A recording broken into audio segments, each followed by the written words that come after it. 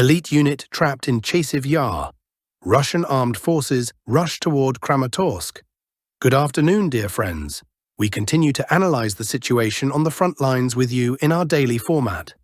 As you know, there are many statements being made, especially at the Munich conference, regarding a future peace treaty, ceasefire, or peace in general.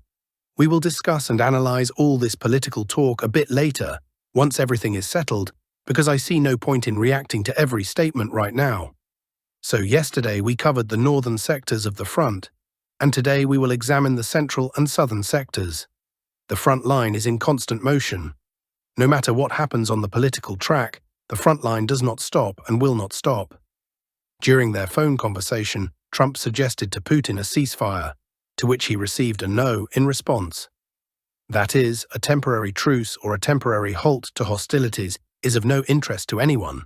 Therefore, the front line does not stop. So let's start with the situation around Chasiv Yar. There are interesting developments both in Chasiv Yar itself and around it. Let's begin with the fact that the Ukrainian Armed Forces UAF garrison in the central quarters has been trapped.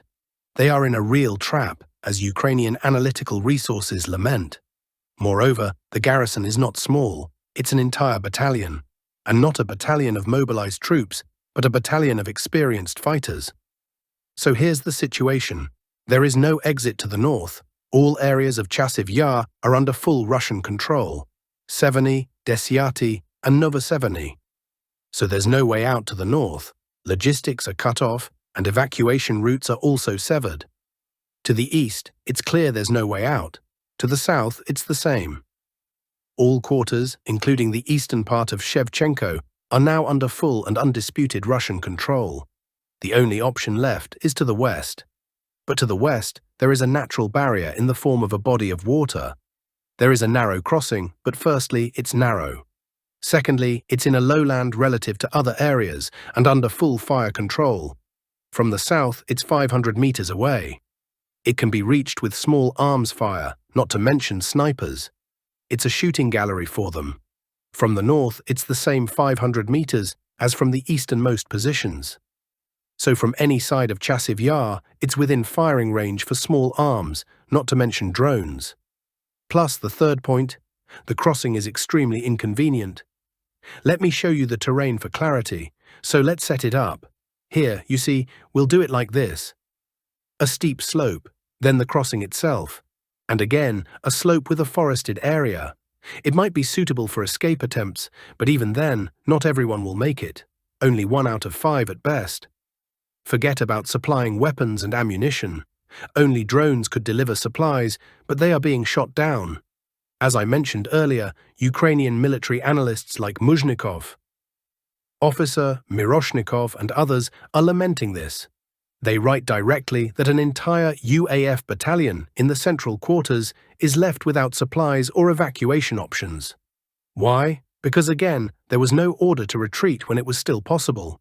Meanwhile, Russian troops are slowly but surely storming these quarters, continuing to tighten the noose. There is also interesting progress by the Russian army beyond Chasiv Yar. For example, to the north, movement has already begun further from Chasiv Yar along the railway. The advance so far is almost 1 kilometer. And where does this railway lead? Look, it leads to Kramatorsk. Additionally, it's worth noting that in the last few days, aviation has carried out a series of powerful strikes on Konstantinovka and Drushkovka. The purpose of this, I think, is clear to everyone: to weaken the military potential of the UAF garrisons in these areas and to prepare for upcoming assault operations in these cities. So, to summarize, a UAF battalion has been encircled, and the fighting in Chasiv Yar is nearing its conclusion. Now, let's move on. Regarding Toretsk, if we move further, there's not much to say. There's a temporary pause in hostilities here. Not in the sense that everything has stopped and nothing is happening. Are they just sitting and resting? Of course not. The fighting is currently positional, without attempts at a decisive offensive in any particular direction. However, near Pokrovsk, things are very dynamic. On the eastern flank, the Russian army is achieving clear success. Firstly, UAF attempts to counterattack near Vodiane II have failed. Let me remind you, the village was already under Russian control, but the UAF tried to retake it a few days ago. They entered the industrial zone. Here's where it's located, and fighting continued for several days. In the end, the Russian army emerged victorious, and the UAF had to retreat from the village. It is now fully under Russian control, as officially announced by the Russian Ministry of Defense. Russian troops are also approaching the following villages: Zelenoy Pole and Tarasovka. Ukrainian resources also acknowledge this fact, admitting that the ultimate goal is to link up with the Toretsk grouping. As I told you, this is being done to take control of this entire area, which includes 12 villages, and to encircle or semi-encircle them. If the Pokrovsk and Toretsk groupings link up, everything will be encircled. And it's clear that the Ukrainian army will prefer to retreat from such a cauldron while there's still a chance, rather than remain there. Moving on. On the western flank, the situation is much less optimistic for the Russian army. The UAF continues to counterattack, although, again, they haven't achieved significant success. That's also a fact. All these bold claims about taking control of several villages, Kotlina, Peshan, and Dakhne, have turned out to be false. In Dakhne, the UAF only controlled the eastern part of the village, and even that, according to the American map, they have now lost. In Peshane, yes, they do control most of the village, but Russian troops retain control over the industrial zone, which is the most difficult area to assault. Until the UAF takes it, they can't claim full control of the village. And in Kotlina, the UAF didn't even enter. Moreover, all these successes happened 3 days ago, and over the past 3 days, Friday, Thursday, Wednesday, the UAF has failed to build on them. Some were panicking, saying that the entire Pokrovsk grouping of Mordvichev was on the verge of collapse. As you can see, this does not correspond to reality. If we move further south, Russian troops have taken control of Uspanovka and are now preparing to assault Novoalexandrovka. Further south, Russian forces have taken control of the village of Zaporizhzhia, and fighting is already underway in the next village, Preobrazhenka. After its completion, and judging by the panicked reports from there, I don't think it will take too long. Only 3 villages will remain: Bodanivka, Troitske, and Orakova. These 3 villages, and then, Dnipropetrovsk region. Further south, Russian troops are finishing the clearing of Andriivka, and it is now a fact that 2 UAF garrisons are at risk of encirclement, and they understand this too. These are the garrisons in Ulyanivka and Konstantinopol, as well as the troops maintaining their presence in this pocket. With the fall of Dakhne and Andriivka, it won't be long before the Russian army overwhelms Ulyanivka, and this sector of the front will undoubtedly collapse.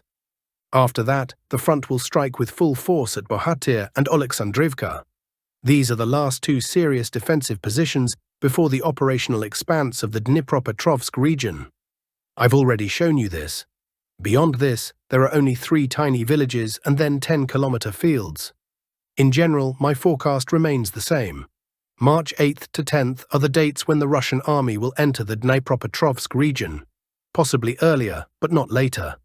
Finally, the last sector of the front that has recently come to life is the area of Velika Novosilka.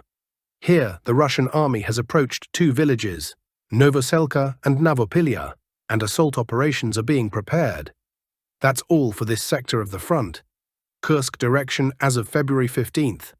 Sverdlovka, Cherkasskaya Konopelka. Active combat operations continue in this sector of the front.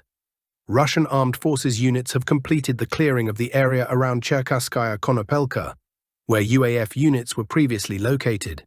However, the UAF continues to attempt to regain lost positions, regularly launching attacks that are met with resistance from Russian troops.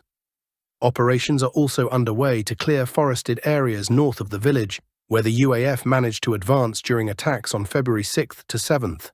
In the Sverdlovka area, fighting continues for full control of the settlement. The UAF is putting up serious resistance, as this location is of strategic importance. Sverdlovka is a convenient stronghold and can be used to accumulate forces. Additionally, control over this area allows influence over the situation on the Sudja-Sumy highway.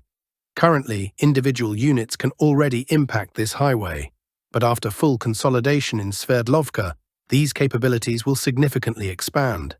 That's all for my analysis of the front lines. I wish you a good weekend. Take care of yourselves and see you soon.